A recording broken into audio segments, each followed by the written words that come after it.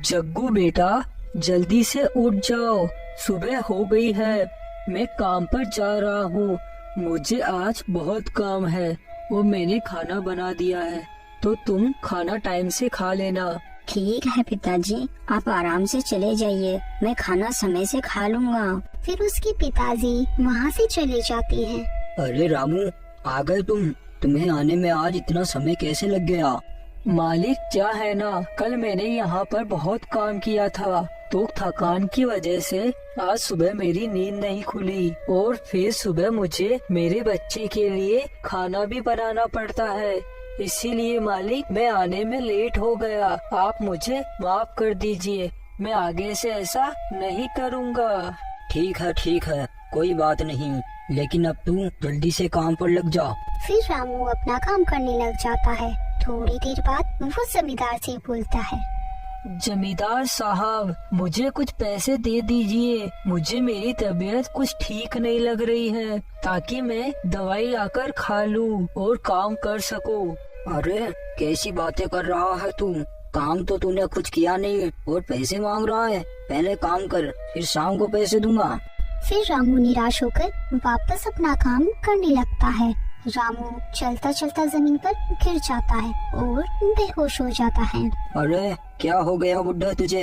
ये नाटक यहाँ मत कर और काम कर जल्दी से। फिर रामू कोई जवाब नहीं देता। सुनो, कोई जल्दी से जाकर इसके बेटे को बुला कर लाओ। फिर उसका बेटा भी वहाँ आ जाता है। अरे पिताजी, आपको क्या हुआ? आप ठीक तो है ना? बेटा, मेरी तबीयत ठीक नहीं है, मुझे ऐसा लग रहा है मेरा ये अंतिम समय है। पिताजी, आप ऐसा मत बोलिए, आपके सिवा मेरा इस दुनिया में कौन है? आप ऐसी बातें मत कीजिए, मैं आपको कुछ नहीं होने दूंगा। बेटा, अब कुछ नहीं हो सकता, तुम अपना ध्यान रखना और अपने सारे सपने पूरे करना, खूब मेहनत करना।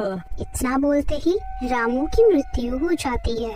यह सब देखकर जमींदार अपने मन में सोचता है, ये बुढ़ा तो मर गया, अब इसके मरने का फायदा उठाऊंगा। अरे जग्गू बेटा, अब ज्यादा मत रो, ज्यादा रोने से तेरी तबीयत खराब हो जाएगी। अब अपने पिताजी के अंतिम संस्कार की तैयारियां कर। फिर जग्गू अपने पिता का अंतिम संस्कार कर देता है। रात को अकेले होने की वजह से जग्गू को नींद नहीं आ रही थी। पिताजी, आप तो मुझे छोड़कर चले गए, लेकिन अब मैं आगे कैसे बढ़ूंगा? अगर मैं पढ़ाई करूंगा तो खाना क्या खाऊंगा? नहीं, अब मुझे मेरे सारे सपने भूल जाने चाहिए और जमींदार के पास काम कर लेना चाहिए, वरना मैं ऐसे ही भूखा मर जाऊंगा। और जब ये टाइम मिलेगा मैं उस टाइम पढ़ लिया करूंगा। फिर अगले दिन सुबह जग्गू सेठ के पास जाता है। जमींदार साहब, आप मुझे अपने यहाँ काम पर रख लीजिए। हाँ जग्गू, तुम आज ही काम पर लग जाओ। फिर जग्गू काम पर लग जाता है और उसे काम करते करते पूरा 1 महीना बीत जाता है। जमींदार साहब, आप मुझे मेरी मेहनत की कमाई के पैसे दे दीजिए, क्योंकि मुझे आपके पास काम करते हुए पूरा 1 महीना हो गया। कैसी बातें कर रहा है तू? और तुझे मैं किस बात के पैसे दूं? तेरे बाप ने मुझसे बहुत कर्जा लिया था, क्या उसने कभी तुझे बताया नहीं? अभी तक जब तू 2 महीने और काम करेगा, उसके बाद तेरे बाप का पूरा कर्जा होगा। जमींदार साहब, आप झूठ मत बोलिए, मेरे पिताजी मुझे सब बताते थे। उन्होंने आज तक आपसे कोई कर्ज नहीं लिया, क्योंकि मैंने कभी भी उनके हाथ में कभी पैसे देखा ही नहीं। आप झूठ मत बोलिए जमींदार साहब। तू यहाँ से चला जा और मुझसे जुबान मत लड़ा। जाकर जंगल से लकड़ियाँ लेकर आ, वरना आज शाम को तुझे खाना नहीं मिलेगा। तुझे काम तो करना ही पड़ेगा जब तक तेरे बाप का कर्जा पूरा नहीं हो जाता।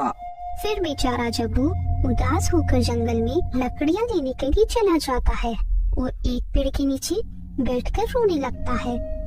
पिताजी, आप तो मुझे छोड़कर चले गए, अगर आप मुझे अपने साथ ले जाते तो बहुत अच्छा होता, क्योंकि ये दुनिया बहुत खराब है पिताजी, बहुत खराब है।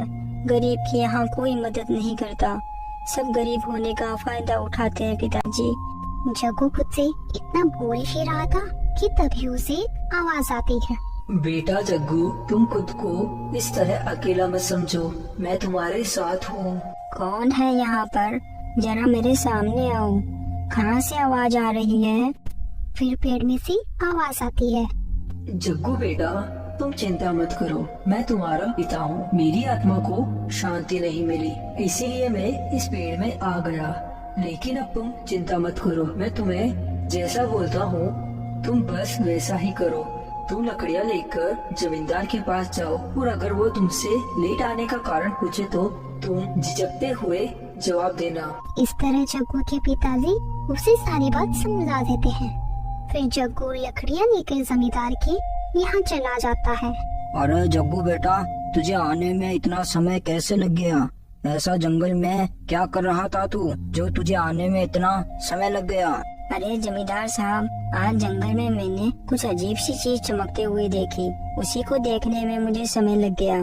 फिर जमींदार अपने मन में सोचता है, लगता है इस पागल ने खजाना देख लिया है, क्योंकि सोना ही है जो चमकता है। चल जग्गू, तू मुझे तेरे साथ लेकर चल। और कहाँ पर है, कौन सी चीज है जो चमक रही है, मुझे बता।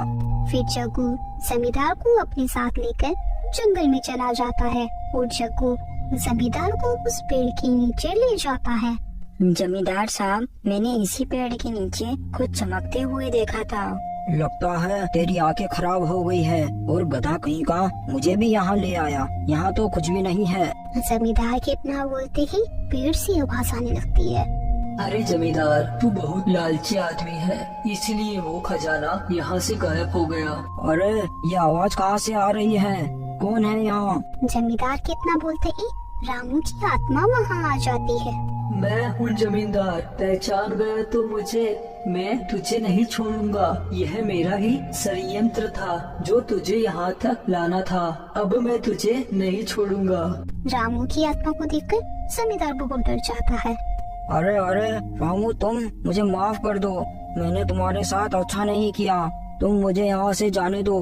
मैं तुम्हारे बेटे को कभी परेशान नहीं करूँगा और तुम्हारे बेटे के लिए बड़ा घर भी बनवा दूंगा। जमींदार, मैं तुझे यहाँ से जाने दे रहा हूँ। अगर तूने फिर से मेरे बेटे को परेशान करने की कोशिश की तो याद रखना, मैं तुझे मार दूंगा। ना बोलकर रामू की आत्मा वहाँ से गायब हो जाती है। इस कहानी से हमें यही सीख मिलती है, हमें कभी किसी गरीब का हक नहीं छीनना चाहिए, ना कभी किसी गरीब को परेशान करना चाहिए, क्योंकि ऊपर वाला सब दिख रहा है। Thanks for watching.